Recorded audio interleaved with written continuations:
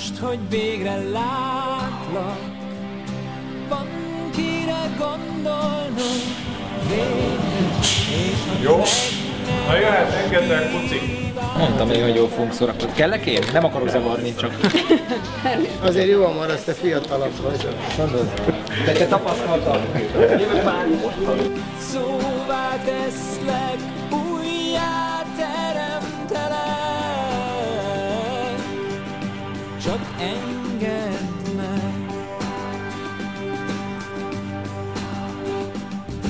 Végre meríts erőt a szóból. 1, 2, 3, Amíg hozzá végre a szemed tüzének hódol.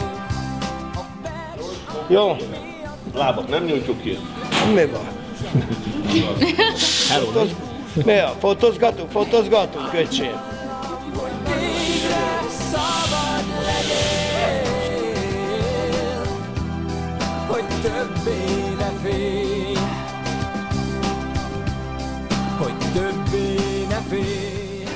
Részemről kész vagyunk, mi csak egy cipőt leszünk. Már csak órák kérdése. Elnézést kérek, hogy mennyire kell várakozni. Jaj, Istenem, Nem majd elmagad.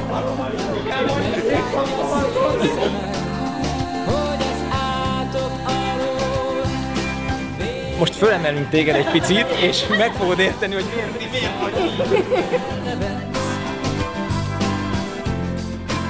Én most Cola Light-ot iszom. Helyetted. Ákos sztájlisztja. Helyetted. Cola Light.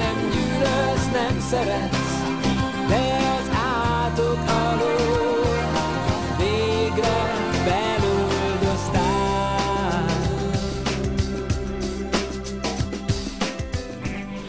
Tovább. Jó. Várjál, akkor ne ott görbíts vele, várjál. Stylist System Hungary.